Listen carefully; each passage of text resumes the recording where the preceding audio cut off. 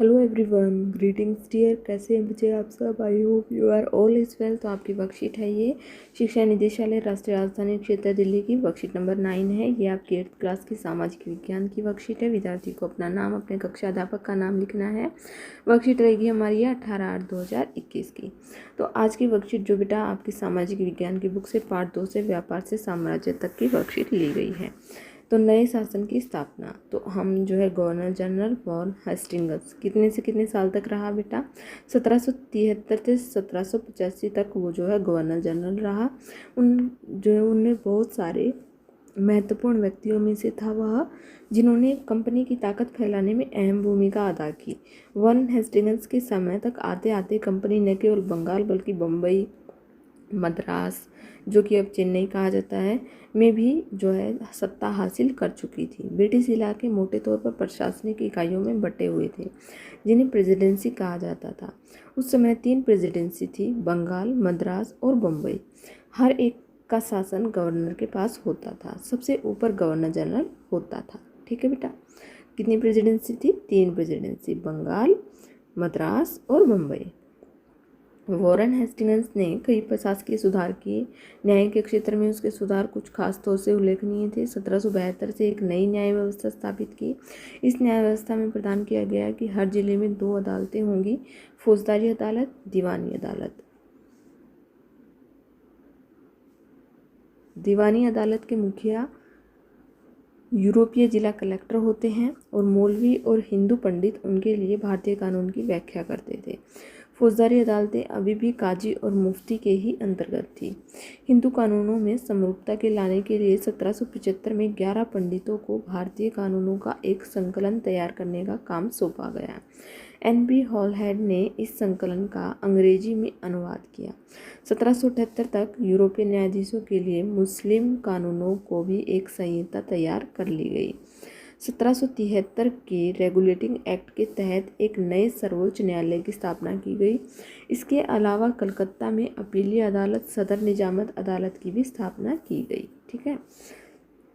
आगे देखिए कि भारतीय जिले में कलेक्टर सबसे बड़ा ओहदा होता है। जैसा कि नाम से ही पता चलता है, इसका मुख्य काम लगान और कर इकट्ठा करना तथा न्यायाधीशों, पुलिस अधिकारियों व दरोगा की सहायता से जिले में कानून व्यवस्था बनाए रखना होता था।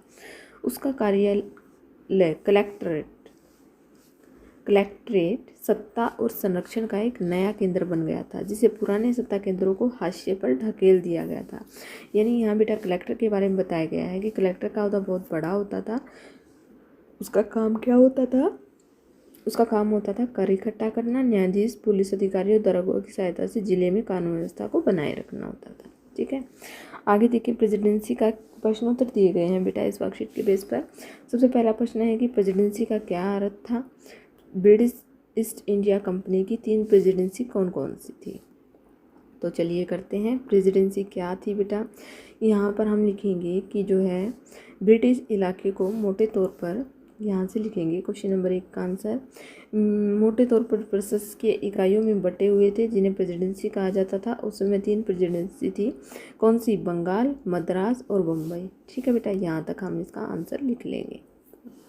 आगे देखिए, प्रश्न नंबर 2 क्या दिया गया है हमारा कि वॉरेन हेस्टिंग्स कौन था? उसने भारत में ब्रिटिश इंडिया कंपनी की ताकत को फैलाने में क्या भूमिका निभाई? तो कौन था बेटा वॉरेन हेस्टिंग्स? वॉरेन हेस्टिंग्स एक गवर्नर जनरल था। तो गवर्नर जनरल, यहाँ पर हम लिखेंगे वॉरेन हेस्टिंग्स, पहले वॉरेन हेस्टिंग्स लिखेंगे फिर गवर्नर जनरल था। ठीक है, यहाँ तक लिख देंगे हम। इसके बाद लिखेंगे कि उसने अपनी कंपनी की ताकत फैलाने में क्या भूमिका निभाई। उसने, यहाँ पर हम लिखेंगे वॉरेन हेस्टिंग्स के समय तक आते आते कंपनी ने केवल, उसने, यहाँ पर हम लिखेंगे उसने न केवल बंगाल बल्कि बम्बई और मद्रास में भी सत्ता हासिल कर ली थी। ठीक है, सत्ता हासिल की थी, यहाँ तक हम लिखेंगे। ठीक है, सत्ता हासिल की थी, यहाँ तक देखिए बेटा, यहाँ तक ये लिखेंगे वॉरेन हेस्टिंग्स गवर्नर जनरल था। उसने न केवल बंगाल बल्कि मुंबई और मद्रास में भी सत्ता हासिल की थी। ठीक है। आगे है बेटा प्रश्न नंबर 3 है हमारा कि वॉरेन हेस्टिंग्स ने न्यायिक क्षेत्र में कौन से प्रमुख सुधार किए। तो देखिए यहाँ पर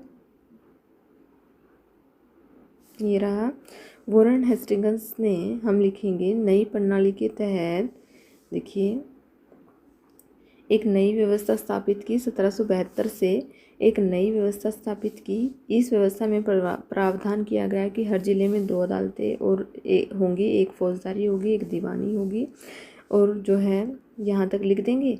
और उसके बाद मौलवी और हिंदू उनके लिए भारतीय कानून की व्याख्या करते थे, यहाँ तक लिखेंगे, ये वाली चीज़ नहीं लिखेंगे। ठीक है, ये हो गया हमारे प्रश्न नंबर 3 का आंसर। ठीक है, आगे देखिए प्रश्न नंबर 4 क्या है हमारा। प्रश्न नंबर 4 है कलेक्टर का क्या काम था। तो यहाँ पर बहुत अच्छी तरह दिया गया है कि भारतीय जिले में कलेक्टर सबसे बड़ा ओहदा होता था। जैसा कि नाम से ही पता चलता है, इसका मुख्य काम लगान और कर इकट्ठा करना, न्यायाधीशों, पुलिस अधिकारियों व दरोगा की सहायता से जिले में कानून व्यवस्था बनाए रखना होता था। ठीक है, तो प्रश्न नंबर 3 का हम यहाँ से आंसर लिख लेंगे, ये रहा यहाँ से। तो यहाँ होती है बच्चे आपकी worksheet complete. I hope so आपको समझ में आ गई होगी। अगर आपको वीडियो अच्छी लगी तो प्लीज़ लाइक शेयर सब्सक्राइब करना ना भूलें। थैंक यू बेटा, थैंक्स फॉर वॉचिंग।